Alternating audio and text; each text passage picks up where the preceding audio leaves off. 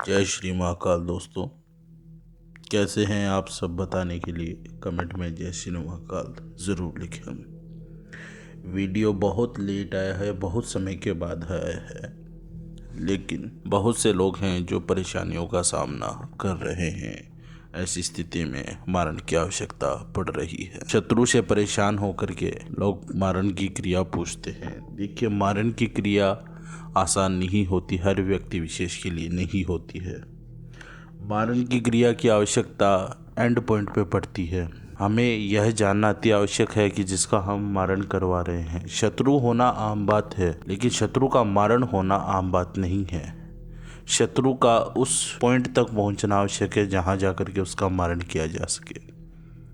यदि हम किसी से ईर्ष्या रखते हैं, जलन भावना रखते हैं, द्वेष रखते हैं, किसी की तरक्की से जलते हैं, तो वो हमारा शत्रु नहीं है। हम उससे मारण नहीं कर सकते, उसका मारण करना तर्कसंगत नहीं है।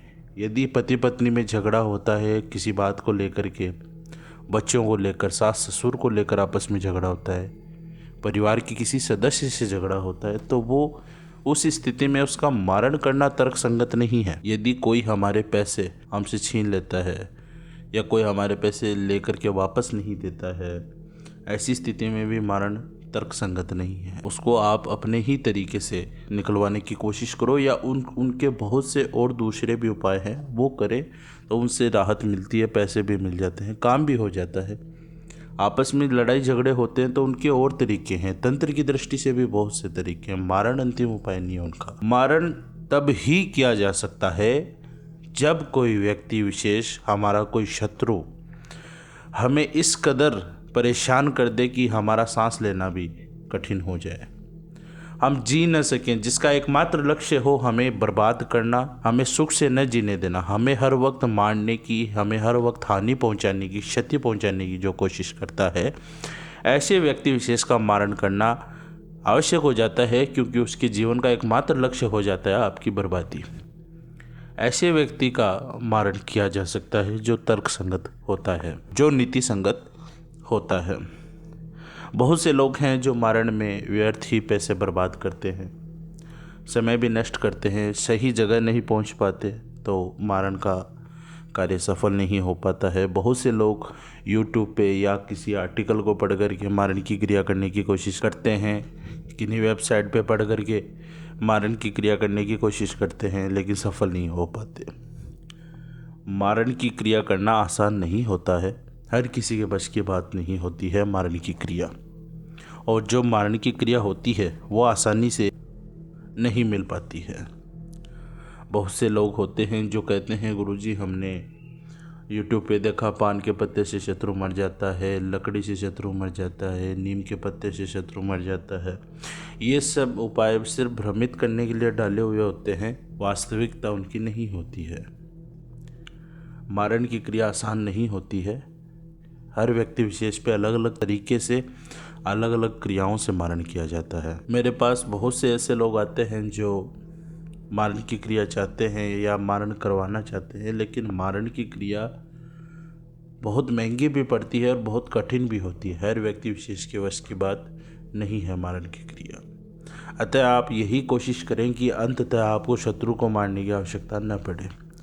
लेकिन फिर भी बहुत से ऐसे लोग हैं जो लगातार फ़ोन करते हैं, कमेंट में रेगुलर, हर पोस्ट पे, हर वीडियो पे कमेंट करते हैं, बाबा जी मारण का तरीका बताओ, बार बार कमेंट करते हैं। तो आज मैं आपको एक ऐसा मारण का तरीका बता रहा हूँ, जो तरीका रिजल्ट तो आपको कुछ ही क्षणों में दे देगा, लेकिन ये उपाय थोड़ा कठिन है, करने में थोड़ा मुश्किल ज़रूर है, लेकिन इससे शत्रु का नाश 100% हो जाता है। उपाय जानने के लिए आप पूरी वीडियो देखते रहिए। सबसे पहले मैं आपको बताता हूँ इस क्रिया से जुड़ी आवश्यक सामग्री, जिसमें आपको एक कफन का टुकड़ा चाहिएगा, बड़ा सा, अरंडी का तेल, सूखी धूप, सूखे आक के पत्ते, आकड़े का पत्ता आपको 10 से 15 आकड़े के पत्ते होने चाहिए।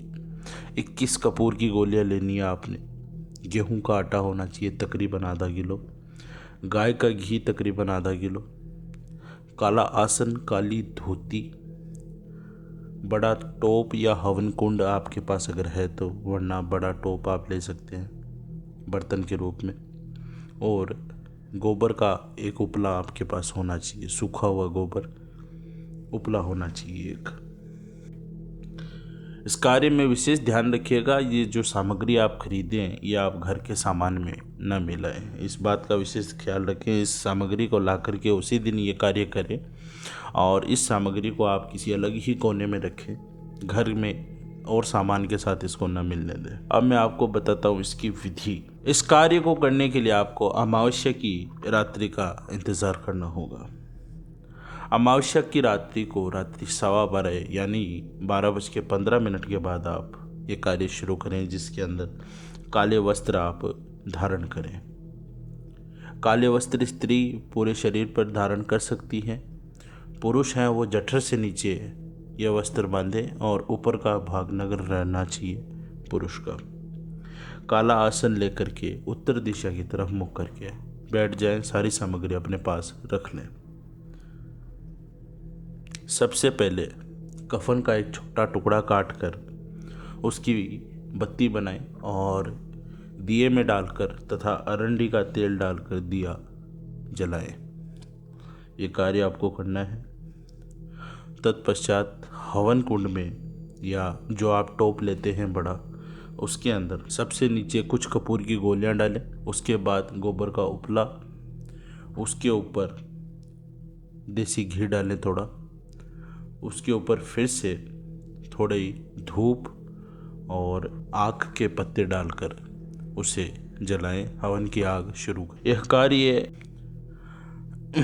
शुरू होते ही आपको जय श्री महाकाल का जाप 11 बार करना है, ये ध्यान रखिएगा। इसके बाद में जो कफन का टुकड़ा है, उस कफन के टुकड़े को आप अपने हाथ में लें, बाकी का कफन, और इस कफन को अपने शत्रु के नाम से आप अभिमंत्रित करें। इस बात का ध्यान रखें। शत्रु के नाम से जब अभिमंत्रित करें तो यह आपके दोनों हाथ में होना चाहिए, और स्क्रीन पर दिए हुए इसी मंत्र का आपको जाप करना है और लगातार करना है। इसमें 21-51 की कोई गिनती आपके लिए तय नहीं है। यह हवन आपको 2:15 घड़ी तक करना है। 2:15 घड़ी तक लगातार आप उस कफन को अभिमंत्रित करते रहें। ये बात का विशेष ख्याल रखें। मंत्र आपकी स्क्रीन पर दिया हुआ है, इसे बोल के नहीं बताया जा सकता, इसलिए आप इस मंत्र का सिर्फ जाप करें और मन ही मन जाप करें। नाम की जगह आपको शत्रु का नाम बोलना है मंत्र जाप के समय, इस बात का ध्यान रखें। 2:15 घड़ी बीत जाने के बाद में इस हवन को आप ठंडा कर दें। भले ही आग जले न जले, आप इस हवन की आग को ठंडा करें पानी डालकर, और इसमें गेहूं का आटा मिला करके इसका एक पिंड तैयार करें। पिंड आपको बनाना होगा। इसका पिंड बनाने के बाद में यह पिंड आप कफन में डालें। जो अरंडी के तेल से आपने जो दिया जलाया है, वो दिया बुझाकर आप इस कफन के टुकड़े में डाल दें। सारा का सारा पत्ती, दिया, अगर तेल बचा है तो वो भी इसमें डाल दें, और इसकी पोटली तैयार कर लें। इस पर गांठ लगा दें आप 2 बार। पोटली तैयार होने के बाद में आप इसे सीधा शमशान में जाकर गाड़ दें। इस बात का विशेष ख्याल रखें, और वापस से तुरंत घर पर आकर के स्नान आदि करके वो सारे कपड़े और क्रिया से संबंधित कोई भी सामान हो, आप घर से बाहर उसे फेंक दें। इस बात का विशेष ख्याल रखें। कार्य समाप्त होने के 2:15 घड़ी बाद आपका शत्रु आपके रास्ते से हट जाएगा, इस अर्थात शत्रु नाशन हो जाएगा। कार्य के बीच में कुछ सावधानियां हैं, इस बात का ज़रूर ख्याल रखें। ये सावधानियां आप ज़रूर बरतें। यदि आप इनमें लापरवाही करते हैं तो कार्य में आपको हानि भी हो सकती है, इस बात का विशेष ख्याल रखें। पूरे कार्य के दौरान आप किसी से भी बात न करें, इस बात का विशेष ख्याल रखें। किसी से भी, किसी में सब आते हैं, इस बात का विशेष ख्याल रखना।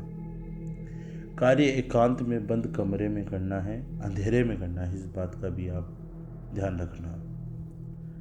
हवन के दौरान कोई आपके आसपास आकर बात करे तो आप उसे जवाब न दें, चाहे वो इंसान हो या कोई और हो। आपको किसी भी बात का जवाब किसी को भी नहीं देना है, अपना कार्य करते रहना है। जो कार्य बताया है इसको रेगुलर करते रहेंगे, आपको कोई बाधा नहीं आएगी जब तक आप शांत हैं, चुप हैं। वापस आते वक्त जब आप शमशान में गाड़ी के आएँ तो पीछे मुड़कर न देखें, इस बात का विशेष ख्याल रखें। कार्य आपको नग्न अवस्था में करना है, इस बात का विशेष ख्याल रखें। कार्य करने से पूर्व और कार्य करने के पश्चात आप किसी से भी इस कार्य के विषय में चर्चा न करें, इस बात का विशेष ख्याल रखें। यदि आप यह कार्य करने में सक्षम न हो तो आप हमें कॉल कर सकते हैं। आपका शत्रुनाशन यदि वाजिब हुआ तो आपका शत्रुनाशन जरूर किया जाएगा। ध्यान दें मित्रों, इसी क्रम में आगे मुर्दे से बात करने का तरीका, यानी जो व्यक्ति की मृत्यु हाल फिलहाल में हुई है और उसके घर वाले या उसका कोई चाहने वाला यदि उससे कुछ बात करना चाहता है जो उसके मन में थी या कुछ भी उससे जानना चाहता है, तो उसका तरीका मैं ज़रूर बताऊंगा। हज़ारों लोगों ने कमेंट करके मुर्दे से बात करने का तरीका पूछा है। इसका एक तरीका है, थोड़ा कठिन ज़रूर है, लेकिन मैं जैसे ही वक्त मिलता है मैं वो वीडियो ज़रूर बनाऊंगा। और जो पति पत्नी ज़बरदस्ती का रिश्ता निभा रहे हैं उनके लिए, यानी जो एक दूसरे के साथ तो रहते हैं लेकिन दिल से उनके साथ नहीं होते हैं, आपस में द्वेष रखते हैं या आपस में कोई भी बात होती है, तो उसके लिए संभोग नाशन क्रिया होती है, जिससे आपको फ़ायदा भी है और आप अपने जीवन को या तो उससे दूर भी कर सकते हैं और आप उसको अपने करीब भी कर सकते हैं। ये दोनों ही कार्य इस संभोग नाशन क्रिया से हो जाएंगे। तो चैनल के साथ लगातार जुड़े रहिए, आपको बहुत जल्द इसके बारे में भी वीडियो दिया जाएगा। इसी के साथ वार्नी को विराम देता हूँ। जय श्री महाकाल।